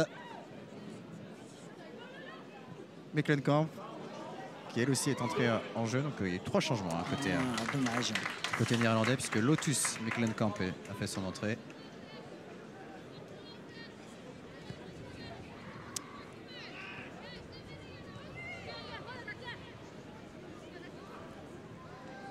On la retrouve la Mecklenkamp.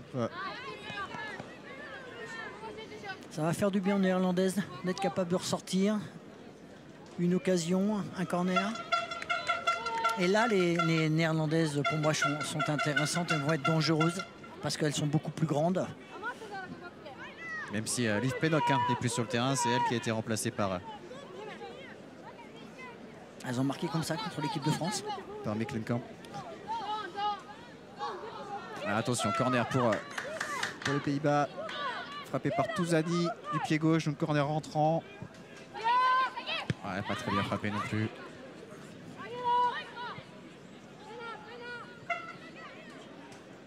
Allez, on retrouve Touzani avec le ballon. Contré, ça revient dans les pieds de Touzani. Van der Linden. Mecklenkamp. Et ballon perdu, encore une fois. Et Mecklenkamp qui s'est bien battu pour revenir face à Takahashi. Et la faute de Yuta Takahashi sur Lotus Mecklenkamp.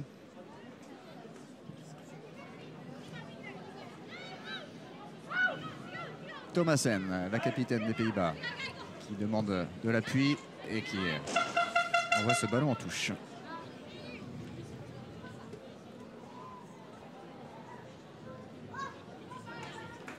Mise en touche de Shimizu.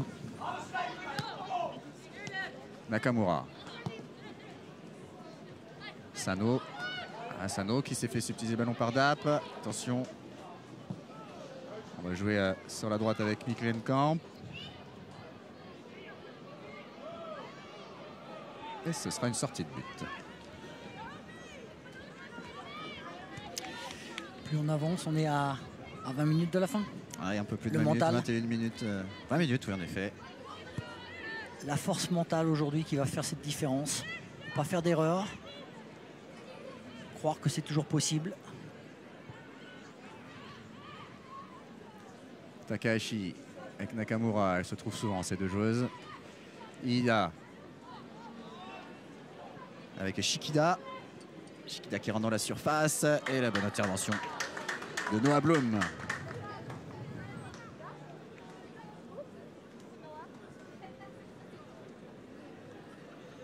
Et nouveau corner. Les deux derniers ont été assez mal frappés hein, par Shizuru Ida.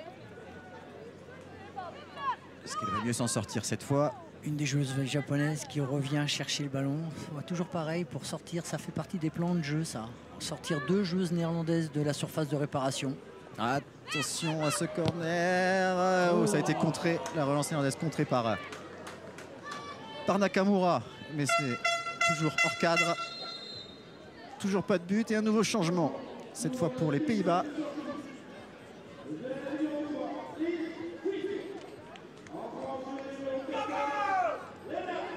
Léa Fuit qui sort, remplacée par Lena Van de Ven.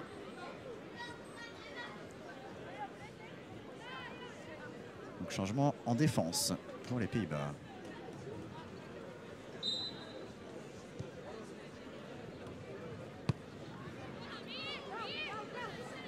Thomasen. Brugge. Sweers. Toujours ce rôle de plaque tournante, un milieu de terrain néerlandais. Voilà, elle est encore là, interceptée, même si c'est une nouvelle fois Shikida qui conserve ce ballon, qui tente sa chance. Toujours pas cadré.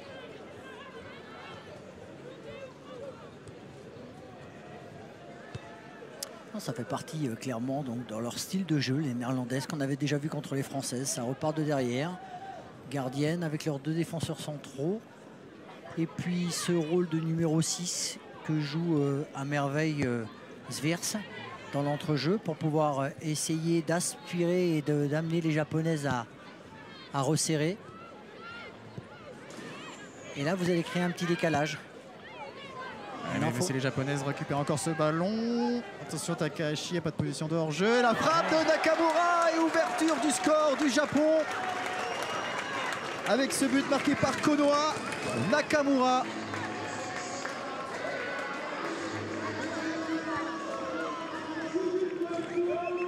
Le pressing japonais a payé avec cette interception de la relance néerlandaise.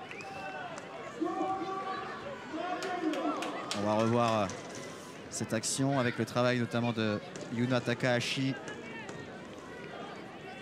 On disait hein, que Takahashi et Nakamura jouaient beaucoup ensemble, et ben, ça a été le cas sur ce but. On en reverra peut-être un peu plus tard, mais en tout cas, ça y est, le Japon a débloqué le compteur, a réussi à forcer le verrou et mène donc dans cette finale là.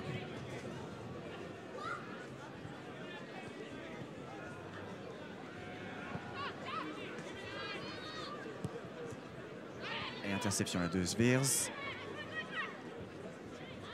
Miklenkamp sous pression également. Van der Linden, ballon toujours néerlandais. Miklenkamp. Et voilà, ballon récupéré par Sato.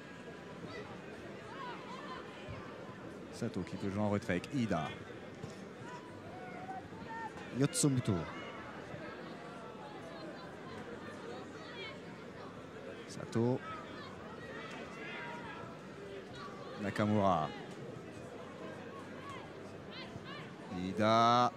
Nakamura, mais cette fois le ballon est perdu.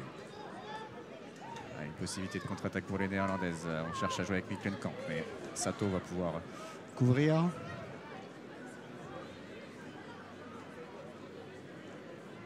Alors, il y a une mainmise des japonaises. Et puis en plus, l'erreur a été faite des néerlandaises. Mais le match n'est pas fini. Hein. Il reste un quart d'heure. Il reste un quart d'heure, ils peuvent encore. Peut-être remonter le bloc équipe un peu plus haut de la part des Pays-Bas. pour essayer d'aller chercher les Japonaises, pour les priver un peu de ballon. Alors justement, oui, que faire pour les Néerlandaises? Il va falloir peut-être changer de tactique, prendre plus de risques. Exactement. Si on reste comme ça, vous allez attendre la faute des Japonaises, mais c'est elles qui ont la balle. Donc si vous n'avez pas la balle... Elles ont la balle, les Néerlandaises, avec Miklenkamp qui cherchait à jouer avec Dapp, qui n'a pas réussi à maîtriser cette balle.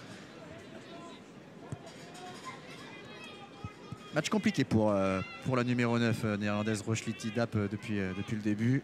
Elle n'a pas eu beaucoup de ballons à se mettre sous la dent et un peu qu'elle a eu, ils ont été assez mal négociés.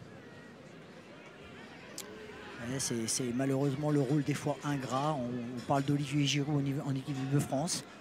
C'est exactement le même style, c'est-à-dire c'est une joueuse qui est toute seule et qui se retrouve entre guillemets à avoir que quelques petits ballons. Et lorsque vous avez quelques ballons, il faut bien les exploiter. Soit les conserver pour jouer en retrait, mais il faut avoir une ligne de milieu qui vous accompagne. Et puis après, on vous demande de temps en temps d'être dans la surface de réparation. Mais il lui suffit peut-être d'un seul ballon à Dapp pour pouvoir revenir avec le score de 1 partout pour les Pays-Bas. Donc attendons en espérant que les Néerlandaises reviennent. Alors, on a revu ce but japonais avec cette passe décisive de Takahashi et la reprise de Nakamura.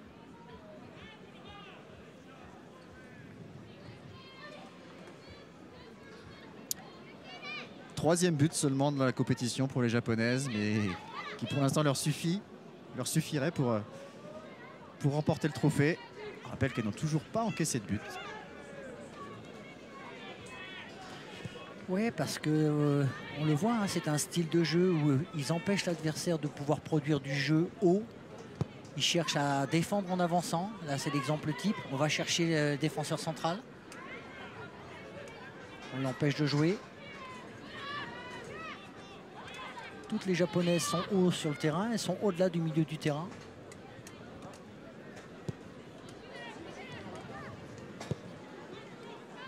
Sviers.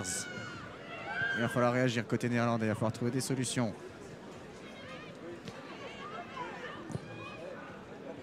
On cherche à jouer avec Dapp, mais nouvelle intervention japonaise. Sviers qui récupère ce ballon.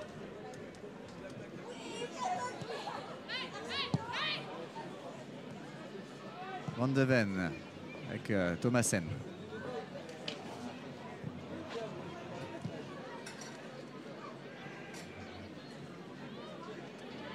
Van der Linden. Thomassen et on va rejouer avec la gardienne. Brugge. Van de Ven. Allez, on cherche à jouer avec Dapp qui ne maîtrise toujours pas ce ballon.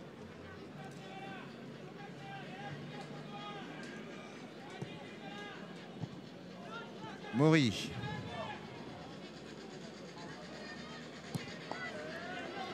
Takahashi.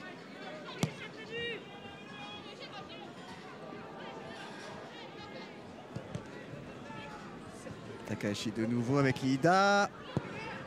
Et c'est repoussé par la défense. Mais attention, ça va revenir. Avec Iwata. Iwata qui va pouvoir transmettre à Takahashi. La passe en retrait pour Nakamura. Iwata de nouveau. Ah, ça résiste du côté néerlandais. Mais ce sont toujours les Japonaises qui ont le ballon. Ida. Takahashi. Nakamura. Nakamura qui va pouvoir frapper. Pied gauche et ça rase le montant. Nakamura tout près du doublé sur cette belle action menée rapidement par les Japonaises. Elles sont étouffées, les Néerlandaises. Elles sont chez elles, elles n'arrivent pas à ressortir. Les lignes du Japon sont très très serrées. Et donc même si tu fais une petite faute d'intervention, tu as ta copine qui est juste à côté pour récupérer. Je trouve que c'est impressionnant tactiquement. Ça coulisse, ça va sur le côté. Il y a toutes les joueuses du Japon qui sont sur le côté du ballon. On dit souvent une densité côté ballon pour pouvoir récupérer. C'est exactement ce qui se passe. Ouais, et ça défend en avançant, ça avance. C'est un peu comme un petit rouleau compresseur. Et de temps en temps, ça se déchire un petit peu, ça loupe l'intervention, mais c'est pas très grave. Pas de problème là pour la défense japonaise, même si Dapp bien faire le pressing. La gardienne peut relancer. Les ballons toujours néerlandais avec Sviers.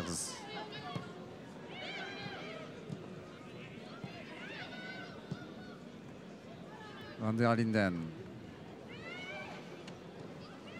Et on voit aussi à l'écran quasiment les deux attaquants qui ne travaillent pas énormément défensivement.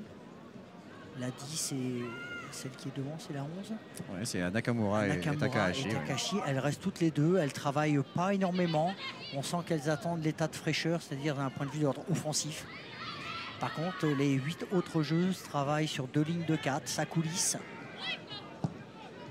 Allez, Touzani qui a réussi à trouver une solution sur le côté droit avec Mikelenkamp. Mikelenkamp qui perd ce ballon. Et les Japonaises de nouveau à l'attaque, même si là, Sano a perdu l'équilibre. Attention à Dap qui n'est pas en position de hors-jeu. Si, l'arbitre de touche a finalement levé le drapeau sur ce ballon profondeur à destination de Rocheletty Dap. Il suffit d'un ballon. Un bon timing. Il s'en est fallu peu que Dap soit à l'image de ce qu'on attend d'un attaquant. L'équipe récupère et immédiatement vous propose une course vers l'avant et ça c'est intéressant. Aujourd'hui, jouer le rôle d'attaquant de pointe, c'est compliqué, très compliqué. Allez, moins de 10 minutes dans cette finale. Pour l'instant, c'est le Japon qui l'emporte. Les Japonaises qui participent pour la 2e fois à ce mondial Montaigu, elles étaient là en 2023, elles avaient terminé à la 4e place.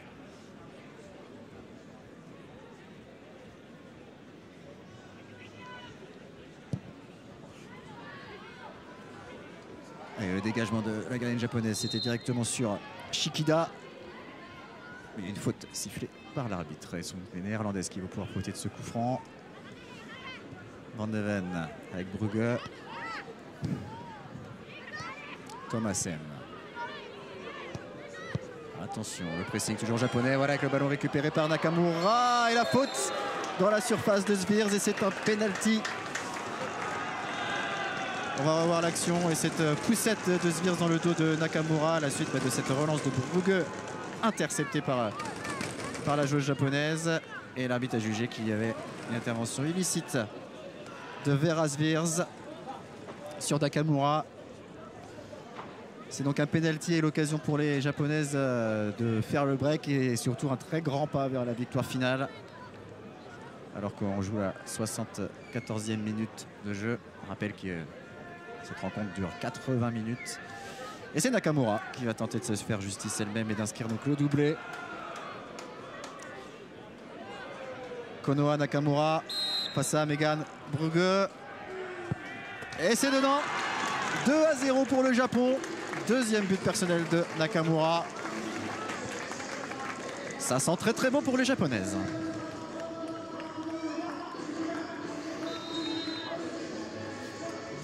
Et oui, malheureusement, la gardienne a été punie. Une erreur de relance et ça ne pardonne pas. C'est osé, faut oser jouer comme cela. Maintenant, de temps en temps, est-ce qu'il ne faut pas de temps en temps rechercher un petit peu plus long? La mission, c'est sérieusement compliqué pour les Pays-Bas qui procèdent à un nouveau changement avec l'entrée en jeu de la numéro 20, Isa Korteweg-Maris.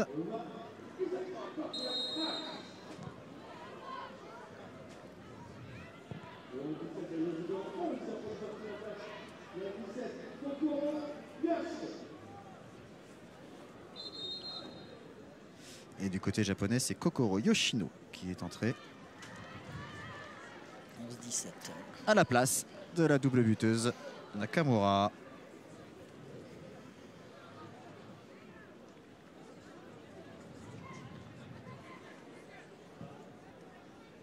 Et le ballon est sorti.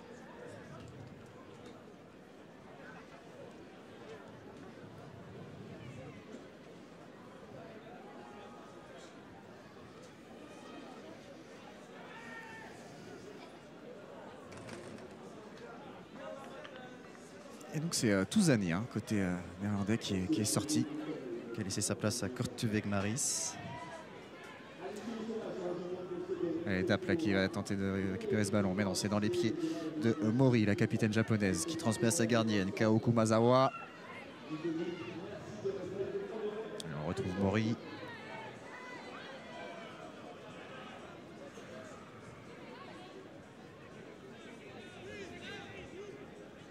Ballon toujours japonais. Takahashi.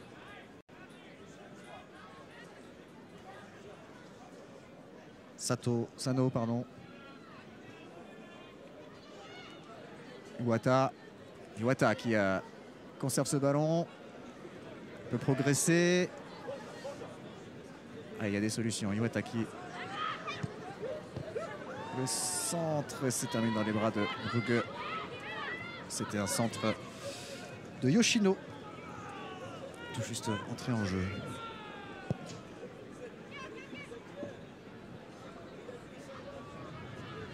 La couverture de Yotsumoto. Et on voit mal comment... Oh, on sent hein, la supériorité. Pourrait échapper aux Japonais. Ah oui, on sent la supériorité, hein, même collective, je trouve. Il y a dans la difficulté de ressortir le ballon. Hein, les Néerlandaises n'y arrivent pas depuis cette deuxième mi-temps. Elles essayent, mais elles n'arrivent pas à franchir les 30 premiers mètres. Donc à partir de là, vous êtes étouffé par le jeu. Hein, et vous faites les fautes, malheureusement.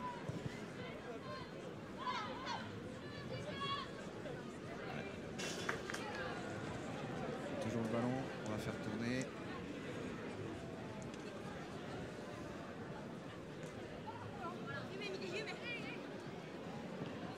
Oui. Ouais. C'est de la touche. Et les Japonaises continuent à jouer vers l'avant. Elles ne reculent pas. Elles essayent toujours de créer du jeu. C'est ce qui est intéressant quand même à voir. Blum, contré par Shikida.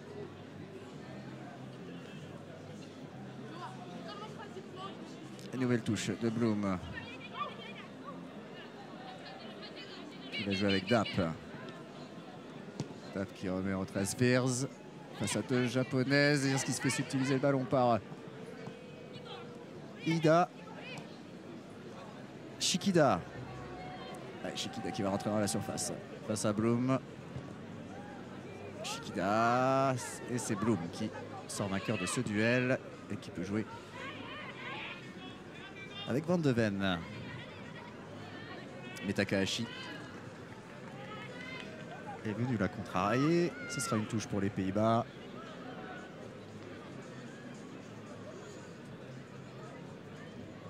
Shikida, Ida, le 14, la 14 et la 15 ont énormément apporté. À force de répéter les courses, de provoquer les Néerlandaises, ben vous savez, vous faites des petites fautes.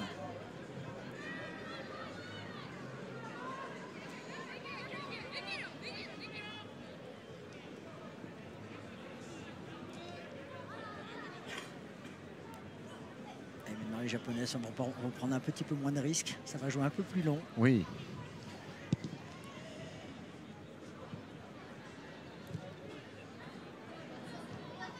Et la tête de Yotsumoto.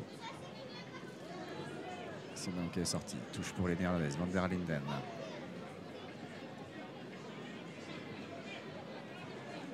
Et nouvelle récupération japonaise. Takahashi. Et on continue à avancer, à presser, à empêcher les joueuses de jouer. Ça défend en avançant. On n'a vraiment pas senti de coup de mou physique hein, côté japonais. Ça n'a pas baissé d'intensité.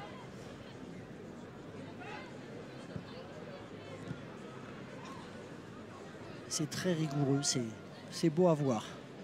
On voit ici, même à l'écran, la densité des joueuses japonaises. Ils sont toutes sur le côté du ballon. Elles récupèrent et elles repartent de l'avant.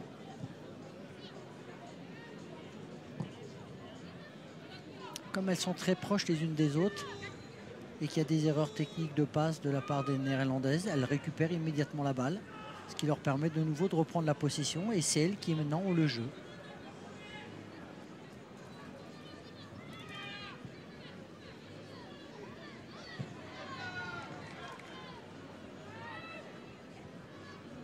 Et ça avance, encore une fois. Elle mène 2-0, elle pourrait gérer le score. Et non, pas du tout, elle continue à attaquer. Avec Takahashi, encore une fois, qui aura beaucoup apporté elle aussi, hein, beaucoup contribué au jeu japonais ce soir. Passeuse décisive sur le premier but.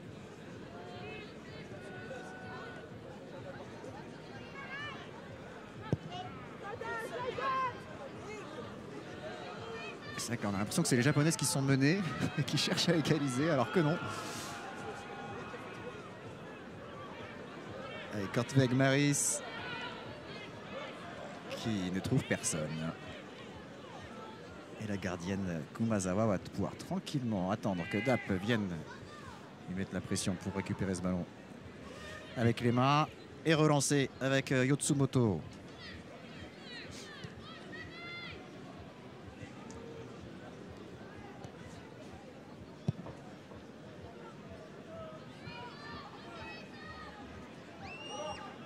J'ai l'impression que notre chronomètre à l'écran est un petit peu en avance puisqu'il reste encore 30 secondes dans le temps réglementaire. Attention à cette nouvelle action japonaise. La défense néerlandaise qui s'en sort, mais pas pour longtemps puisque Yatsumoto récupère ce ballon et va pouvoir jouer avec Sano. Yatsumoto. Avec sur le côté gauche Iwata.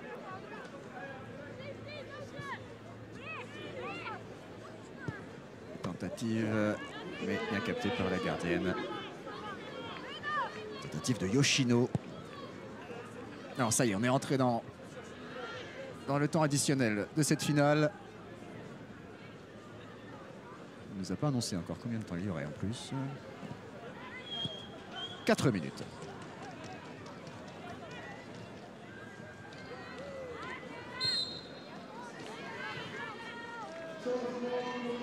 Et il y a quand même un dernier changement côté japonais avec la sortie de Mone Sato et l'entrée en jeu de Rei Kitamura.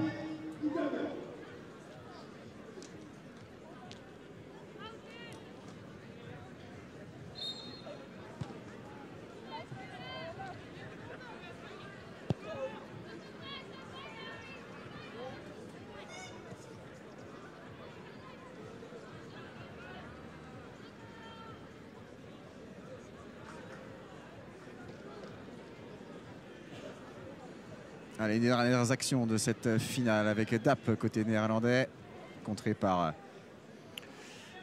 Ida.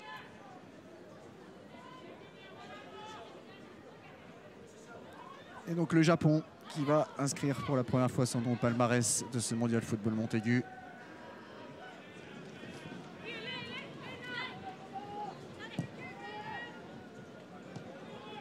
Cinquième édition du tournoi féminin et 5e vainqueur différent.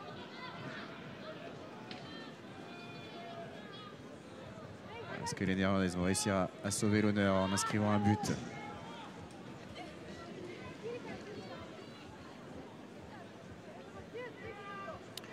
Non, trop peu de choses malheureusement pour les Néerlandaises hein, sur cette partie. Il y a vraiment une grosse différence collective, je trouve, par rapport aux Japonaises qui ont quand même eu la maîtrise complète du jeu. Les Néerlandaises auraient peut-être pu exister sur quelques coups de pied arrêtés. Mais sinon, dans le jeu, elles ont été trop vite dépassées. Le centre de Blum, mais personne à la réception, si ce n'est Ida pour le Japon. Attention, peut-être une autre possibilité ici avec Miklenkamp. Van der Vliet, la frappe croisée, le but de Tess Van der Vliet. Bien servi par Lotus Miklenkamp. On le revoit ici. Miklenkamp à l'entrée de la surface. Transmet tout de suite à Van der Vliet. Et la frappe croisée qui trompe la gardienne japonaise qui va trouver le petit filet opposé. 2-1. On ne l'avait pas trop vu venir celui-là, mais... C'est vrai. C'est exactement ça. Sur quasiment la seule action du match pour les Néerlandaises. Et le premier but encaissé dans le tournoi par les Japonaises, qui étaient à tout près de faire une copie parfaite défensivement. Et attention, le match n'est pas fini. Les Néerlandais sont dans le camp japonais, même si là, il y aura une sortie de but pour le Japon. Et qu'on a déjà passé les 4 minutes de temps additionnel annoncés par l'arbitre.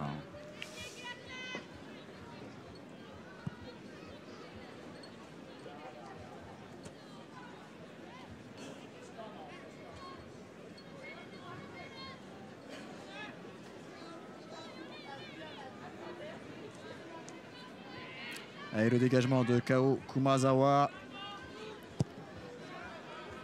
L'arbitre ne siffle pas, elle laisse jouer, vient de regarder son chronomètre. Le jeu continue avec cette remise en touche Van der Linden. Thomassen, Sviers. Peut-être une dernière occasion pour les Pays-Bas. Ça sera assez incroyable quand même de voir une égalisation maintenant. Et Shikida. Et voilà, c'est la fin de cette rencontre, de cette finale. Victoire du Japon. Le Japon qui remporte ce challenge nation féminin du mondial football de Montaigu. 2-1 avec un doublé de Konoha Nakamura. Et réduction de l'écart par Tess van der Vliet. Comme on le disait il y a quelques instants, rien à dire sur la domination et la supériorité des Asiatiques sur les Européennes ce dimanche à Montaigu. Ouais, une belle maîtrise collective. Un jeu simple mais avec beaucoup de rigueur, j'ai trouvé. Un collectif qui s'applique et qui se met en application, où la défense, où l'équipe défend en avançant, étouffe l'adversaire. C'est aussi pour ça qu'ils ont pris très peu de buts. Et puis à partir de là, récupère la balle, reprend la possession du ballon. Et puis fait son petit bonhomme de chemin sur des accélérations. Et j'ai trouvé un très bon coaching. Les changements à la mi-temps ont apporté de la fraîcheur. Et à force donc de provoquer, de percuter, les Néerlandaises ont fait les erreurs de relance. Maintenant, moi, un grand coup de chapeau aux Néerlandaises parce que, aussi bien contre la France que sur ce match en finale, l'équipe cherche à jouer, à progresser. Après, je pense qu'elles étaient émoussées physiquement parlant. Et c'est ce qui, on a trouvé beaucoup plus de fraîcheur et d'accélération chez les Japonaises qu'on n'a pas retrouvé chez les Néerlandaises. 3 matchs, 3 victoires pour les Japonaises dans ce tournoi. Qui donc, les Japonaises qui inscrivent pour la première fois leur nom au palmarès de ce mondial football Montaigu. Elles succèdent aux Américaines. Et on va revoir quelques-unes des meilleures actions de ce match. Avec notamment la japonaise Takahashi qui a livré un gros travail ce soir. Ça combinait beaucoup en attaque entre Takahashi, Nakamura, Iida, Shikida, Iwata également, la numéro 16. Et vous voyez là une des rares frappes au but des Néerlandaises. C'était en première mi-temps. Les Japonaises qui avaient plusieurs fois l'occasion d'ouvrir le score dans la première période, mais aucun but dans les 40 premières minutes. Il a fallu attendre la seconde période pour que le score se débloque. Avec Konoha Nakamura qui a inscrit un doublé ce soir. Et un deuxième but sur penalty.